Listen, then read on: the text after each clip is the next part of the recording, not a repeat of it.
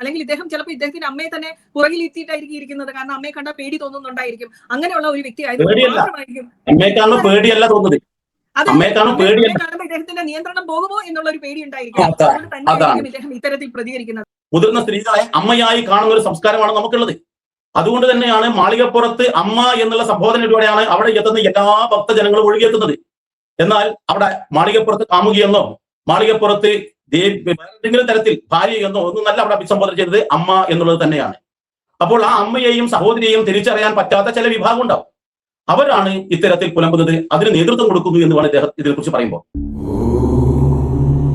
നമസ്കാരം, ഞാൻ ലക്ഷ്മി കാണത്ത്. ഇന്ന് നമ്മളോടൊപ്പം ഉള്ളത് കേരളത്തിനകത്തും പുറത്തും ലോകത്ത് പല രാജ്യങ്ങളിലും അറിയപ്പെടുന്ന ആചാര്യൻ MG വിനോജിയാണ്.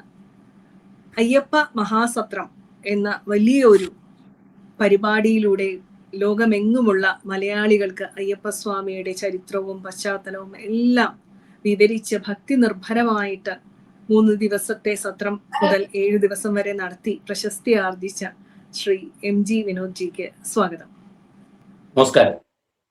നമസ്കാരം MG വിനോദ്ജി. ഇന്ന് അങ്ങയോട് പ്രധാനമായിട്ടും ചോദിക്കേണ്ട ഒരു ചോദ്യം അങ്ങ് കണ്ടു കാണും എന്ന് വിചാരിക്കുന്നു. സോഷ്യൽ മീഡിയ മുഴുവനും വൈറലായിട്ടുള്ള ഒരു വീഡിയോ ആണ്. സണ്ണി കപ്പിക്കാട് എന്ന് പറയുന്ന ഒരു വ്യക്തി ജനലക്ഷങ്ങളല്ല ജനകോടികൾ ആരാധിക്കുന്ന അഭയം തേടുന്ന നമ്മുടെ സ്വാമി അയ്യപ്പനെ അതിനിന്ദ്യമായിട്ട് നിന്ദിക്കുന്ന ഒരു വീഡിയോ. അതായത് അയ്യപ്പസ്വാമിയുടെ തൊട്ടു പുറകിലാണ് മാളികപ്പുറത്തമ്മയുടെ പ്രതിഷ്ഠ. അതെങ്ങാനും തിരിഞ്ഞ് മുന്നിലെത്തിക്കഴിഞ്ഞാൽ സ്വാമിയുടെ നൈഷ്ഠിക ബ്രഹ്മചര്യം നഷ്ടപ്പെട്ട് അദ്ദേഹം എന്തോ ബലാത്സംഗ വീരനായി പോകുമോ എന്നൊക്കെ പറയുന്ന ഒരു വീഡിയോ ആണ് ഞാൻ കണ്ടത്. എന്താണ് അയ്യപ്പസ്വാമിയുടെ അടിയുറച്ച ഭക്തനും അയ്യപ്പ മഹാസത്രം തന്നെ നടത്തി ലോകമെങ്ങും അയ്യപ്പസ്വാമിയിലൂടെ എല്ലാവരിലും എത്തുന്ന അങ്ങേക്ക് ഇതിനെ കുറിച്ച് പറയാനുള്ളത്?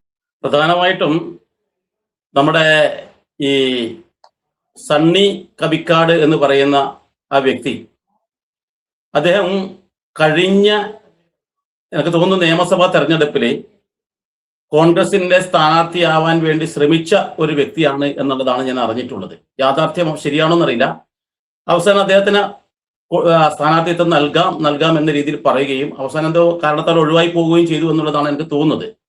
അപ്പോൾ ഞാൻ മനസ്സിലാക്കിയെടുത്തോളം അദ്ദേഹത്തിന് മുമ്പ് വിവാദമായിട്ടുള്ള ഒരു പ്രസ്താവന നടത്തിയിട്ടുണ്ടായിരുന്നു.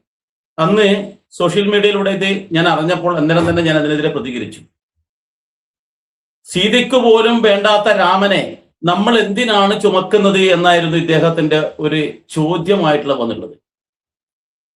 സീതയ്ക്ക് വേണ്ട എന്നുള്ളത് ഇദ്ദേഹത്തിനോട് ആര് പറഞ്ഞു എന്നറിയില്ല. എല്ലാ രാമായണങ്ങളും രാമനും സീതയും ഒന്നായിട്ടാണ് പറയുന്നത്.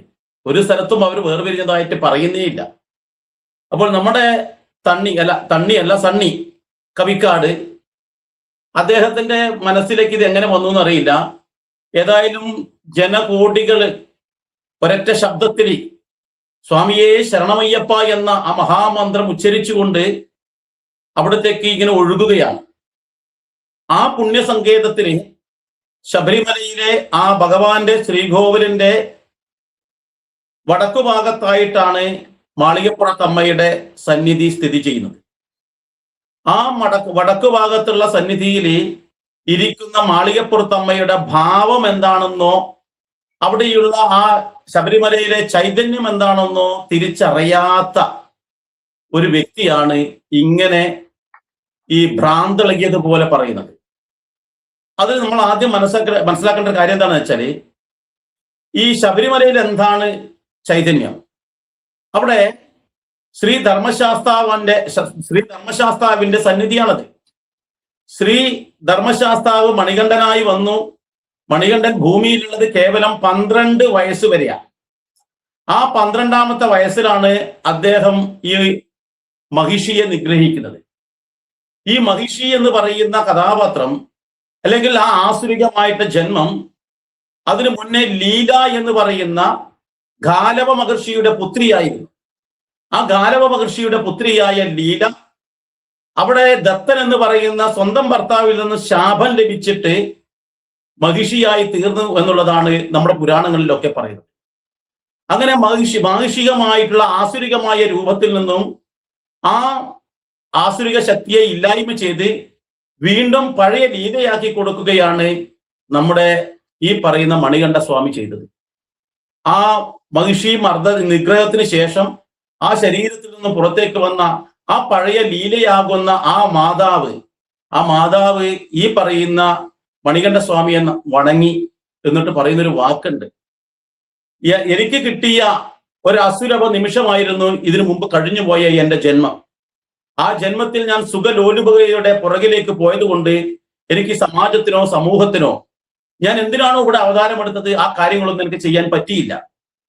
അതുകൊണ്ട് തന്നെ ഇനിയുള്ള എന്റെ ജന്മം അതിനു വേണ്ടിയിട്ട് ഉപയോഗിക്കാൻ അങ്ങ് അനുഗ്രഹിക്കണം എന്ന് പറഞ്ഞപ്പോൾ ആ ലീലയാകുന്ന മാതാവിന്റെ മുന്നിൽ ആ 12 വയസ്സുള്ള ആ ഉണ്ണിയായിട്ടുള്ള മണികണ്ഠകുമാരൻ സാഷ്ടാംഗം നമസ്കരിച്ചു. എന്നിട്ട് പറയാണ്, അമ്മേ എന്നാണ് വിളിച്ചത്, കാമുകി എന്നല്ല വിളിച്ചിരിക്കുന്നത്, പ്രത്യേകം ശ്രദ്ധിക്കണം. ആ അമ്മയോട് പറയാണ്, ഞാൻ സമീപകാലത്ത് തന്നെ ശബരിഗിരിയാകുന്ന അതിന് മുകളിൽ എനിക്കൊരു ആലയം പണിത് അവിടെ ഞാൻ വാസമുറപ്പിക്കും. അതിന്റെ സമീപത്തായി അമ്മയും അല്ലെങ്കിൽ അമ്മയ്ക്ക് വേണ്ടി ഒരു ആലയം പണിയും. ആ ആലയത്തിൽ ഇരിക്കുന്ന അമ്മ സജ്ജനങ്ങൾക്ക് എപ്പോഴും മംഗളം നൽകിക്കൊണ്ട്, ലോകത്തിന് സമാധാനവും ശാന്തിയും നൽകിക്കൊണ്ട്, എല്ലാവർക്കും അനുഗ്രഹം നൽകിക്കൊണ്ട് വാണരുള്ളൂ എന്നാണ് പറഞ്ഞത്. അതിന്റെ അടിസ്ഥാനത്തിലാണ് അമ്മയെ കൃത്യമായ ഒരു ആലയത്തിൽ ഇരുത്തി ആ അമ്മയുടെ രക്ഷകൻ എന്ന രീതിയിൽ നേരെ മുന്നിൽ തന്നെ നമ്മുടെ മണികണ്ഠകുമാരൻ ഇരിക്കുന്നത്. പക്ഷെ ചില ആൾക്കാര് ഈ അമ്മമാരെ പുറകിൽ നിർത്തിയിട്ട് മക്കളാണ് എല്ലാ കാര്യവും മുന്നിൽ നിന്ന് ചെയ്യേണ്ടത്, കൃത്യമായി മനസ്സിലാക്കണം.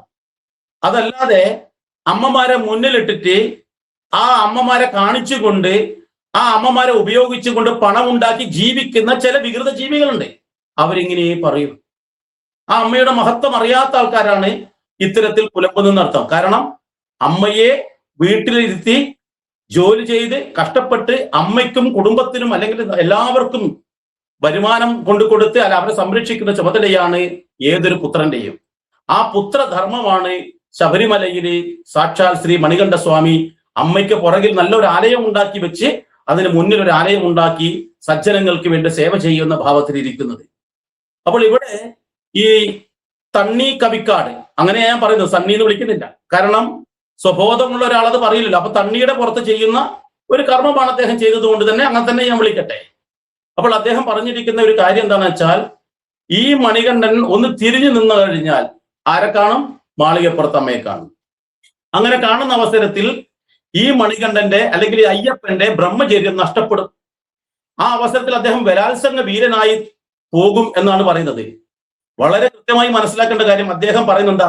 ഞാനിപ്പോൾ എന്ത് കാര്യവും പറയുന്നത് എന്റെ അനുഭവത്തിലാണ്. ഞാൻ ശബരിമല സർവസ്വം എന്ന പേരിൽ ഒരു പുസ്തകം എഴുതിയത് എന്റെ അനുഭവത്തിലാണ്. അയ്യപ്പ മഹാസത്രം നടത്തുന്നത് എന്റെ അനുഭവത്തിലാണ്. അതുപോലെ ഈ വ്യക്തി ചെറുപ്രായത്തിൽ 12 വയസ്സുണ്ടാകുമ്പോൾ തന്നെ അദ്ദേഹത്തിന്റെ അനുഭവമായിരിക്കാം ചിലപ്പോൾ അദ്ദേഹം പങ്കുവെക്കുന്നുണ്ടാവുക. കാരണം ചെറുപ്രായത്തിൽ മുതിർന്ന സ്ത്രീകളെ അമ്മയായി കാണുന്ന ഒരു സംസ്കാരമാണ് നമുക്കുള്ളത്. അതുകൊണ്ട് തന്നെയാണ് മാളികപ്പുറത്ത് അമ്മ എന്നുള്ള സംബോധനയിലൂടെയാണ് അവിടെ എത്തുന്ന എല്ലാ ഭക്തജനങ്ങളും ഒഴുകിയെത്തുന്നത്. എന്നാൽ അവിടെ മാളികപ്പുറത്ത് കാമുകിയെന്നോ മാളികപ്പുറത്ത് ഏതെങ്കിലും തരത്തിൽ ഭാര്യ എന്നോ ഒന്നും നല്ല അവിടെ അഭിസംബോധന ചെയ്യുന്നത് അമ്മ എന്നുള്ളത് തന്നെയാണ്. അപ്പോൾ ആ അമ്മയെയും സഹോദരിയെയും തിരിച്ചറിയാൻ പറ്റാത്ത ചില വിഭാഗം ഉണ്ടാവും. അവരാണ് ഇത്തരത്തിൽ പുലമ്പുന്നത്, അതിന് നേതൃത്വം കൊടുക്കുന്നു എന്ന് വേണം ഇദ്ദേഹം ഇതിനെക്കുറിച്ച് പറയുമ്പോൾ. പിന്നെ വേറൊരു കാര്യം കൂടി എടുത്തു പറയാതിരിക്കാൻ പറ്റില്ല. എന്താണ്? ഈ ശാന്തമായിട്ടുള്ള അന്തരീക്ഷമാണ് നമ്മുടെ കേരളത്തിലുള്ളത്. ഈ ശാന്തമായ അന്തരീക്ഷത്തിൽ ഇസ്ലാം വിഭാഗക്കാർ അവരുടേതായ മതപരമായ കാര്യങ്ങൾ വളരെ ഭംഗിയോടുകൂടി നബിദിനം ആചരിച്ച് മുന്നോട്ട് പോകുന്ന ഒരു സമയം. അതേപോലെ തന്നെ ക്രിസ്ത്യൻ വിഭാഗത്തിലെ ആൾക്കാർ ക്രിസ്മസും ഈസ്റ്ററും ഒക്കെ സന്തോഷത്തോടു കൂടി വളരെ ഭക്തിയോടുകൂടി അവരുടെ ആരാധനമൂർത്തിയോടുകൂടി വളരെ കൂറുകൊടുത്ത വിധത്തിൽ അവർ ആരാധിച്ചു പോകുന്നു, ഒരാൾക്കും ശല്യമില്ലാതെ. അതേപോലെ തന്നെ ഹിന്ദു വിഭാഗത്തിലെ ആൾക്കാർ തിരുവോണവും വിഷുവും നല്ല ഭംഗിയായി ആരാധിച്ച് മുന്നോട്ട് കൊണ്ടുപോകുന്നു. അപ്പോൾ ഈ ഇത് കാണുമ്പോൾ ഒരു കണ്ണുകടി, ഇവിടെ എങ്ങനെയെങ്കിലും ആളാകണം, ഞാൻ കേമനാണെന്ന് തോന്നണം, എനിക്കെന്തോ പ്രത്യേകതയുണ്ടെന്ന് തോന്നണം. ആ പ്രത്യേകതയുണ്ട് എന്ന് അയാൾക്ക് തോന്നി. കാരണം എന്താ? ആർക്കുമില്ലാത്തൊരു ദുശീലമാണല്ലോ സ്ത്രീകളെ കാണുമ്പോൾ ആ വികാരം ഉണരുന്നു എന്നുള്ള സ്വയം ബോധം. അപ്പൊ അദ്ദേഹത്തിന് ആ ഒരു പബ്ലിസിറ്റി കിട്ടണം, ഇവിടെ ഒരു ജനങ്ങൾക്കിടയിൽ ഒരു സംഘർഷം ഉണ്ടാക്കണം എന്നുള്ള ഗൂഢമായ ഒരു ഉദ്ദേശം അദ്ദേഹത്തിന്റെ ഈ വാക്കിന്റെ പുറകിലുണ്ടോ എന്ന് സംശയിക്കേണ്ടിയിരിക്കുന്നു. കാരണം എല്ലാവരും ശാന്തമായ ഒരു അന്തരീക്ഷ. ഇനി വേറൊരു കാര്യം കൂടി എടുത്തു പറയട്ടെ. ഈ പറയുന്ന സെമിറ്റിക് മതങ്ങൾ, ഇപ്പം ക്രിസ്തു മതത്തിനെ കുറിച്ചോ ഇസ്ലാം മതത്തെക്കുറിച്ചോ ഈ ഹിന്ദു മതത്തിലുള്ള ഏതെങ്കിലും ഒരു വ്യക്തിയാണ് ഇത്തരത്തിലൊരു വാക്ക് പറഞ്ഞിരിക്കട്ടെ.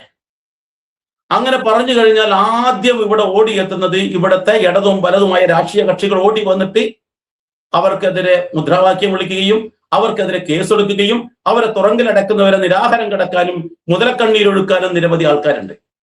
അതോടൊപ്പം തന്നെ സാംസ്കാരിക നായകന്മാരൊക്കെ മുറവിളി കൂട്ടും, വാവിട്ട് കരയും, നെഞ്ഞത്തടിച്ച് കരയും, അയ്യോ അത് ഹിന്ദുക്കൾ തീവ്രവാദികൾ അങ്ങനെ ചെയ്തു എന്ന്. എന്നാൽ ഇതിനു മുമ്പ് ഇതേ തീവ്രവാദിയായ വ്യക്തി സീതാദേവിയും ശ്രീരാമചന്ദ്രനെയും പരിഹസിച്ചപ്പോൾ ഇവിടെ ഉണ്ടായിരുന്ന നട്ടല്ലില്ലാത്ത ഭരണകൂടം ആ അവസരത്തിൽ ആ ഒരു കമാന്നൊരക്ഷരം പോലും മിണ്ടാതെ നോക്കി നിന്നതിന്റെ പരിണിത ഫലമാണ് ഇദ്ദേഹത്തിനെ പോലുള്ള ആൾക്കാർക്ക് വളം വെച്ചു കൊടുത്ത് ഇത്തരത്തിലുള്ള സംഭാഷണങ്ങൾ നമ്മുടെ മുന്നിലേക്ക് കൊണ്ടുവരുന്നത്. കൃത്യമായി ചിന്തിക്കേണ്ടതാണ്. ഒരു സംശയം കൂടി ഉള്ളതെന്ന് വെച്ചാൽ ഇപ്പോഴുള്ള ഭരണത്തിന് നട്ടലുണ്ടോ എന്നൊരു സംശയമുണ്ട്. കാരണം ഉണ്ടെങ്കിൽ അവര് നട്ടലുള്ള ഭരണാധികാരികളാണ് ഇവിടെ ഉള്ളതെങ്കിൽ ഇത്തരത്തിലുള്ള മതസൗഹാർദ്ദം തകർക്കുകയും കോടാനുകോടി ഭക്തന്മാരുടെ ഉള്ളിലുള്ള വികാരത്തെ വ്രണപ്പെടുത്തുന്ന തരത്തിൽ പ്രവർത്തിക്കുകയും ചെയ്ത ഈ തണ്ണി കവിക്കാടിനെ ശക്തമായ രീതിയിൽ നിയമത്തിന്റെ മുന്നിൽ കൊണ്ടുവന്ന് ശിക്ഷിക്കണമെന്നുള്ളതാണ് ഈ ഒരു അവസരത്തിൽ പറയാനുള്ളത്.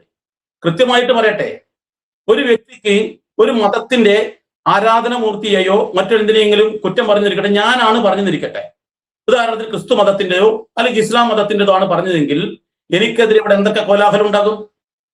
എന്നെ അടിക്കാനും എന്നെ കൊല്ലാനും മുറവിളി കൂട്ടുന്ന ആൾക്കാർ ഇവിടെ ഉണ്ടാവും. എന്തേ ഇവരൊക്കെ വായിൽ പഴം വിഴുങ്ങിയിരിക്കുവാണോ? ഇത്രയും ആരാധനമൂർത്തിയായ, മാത്രമല്ല കേരളത്തിന്റെ സമ്പദ്ഘടനയെ പോലും നിയന്ത്രിക്കുന്ന, കേരളത്തിലെ ഏറ്റവും വലിയ തീർത്ഥാടന കേന്ദ്രമായ ആ ശബരിമലയെ കുറിച്ച് ഇത്രയും നീചമായി സംസാരിക്കണമെങ്കിൽ സ്വന്തം അനുഭവത്തിന്റെ വെളിച്ചത്തിലേ പറയൂ. സ്വന്തം അനുഭവത്തിന്റെ വെളിച്ചം പറഞ്ഞാൽ ഞാനിപ്പോ ഒരാളെ കുറിച്ച് കുറ്റം പറയണമെങ്കിൽ ഞാൻ അതുപോലെ ആയിരിക്കണം.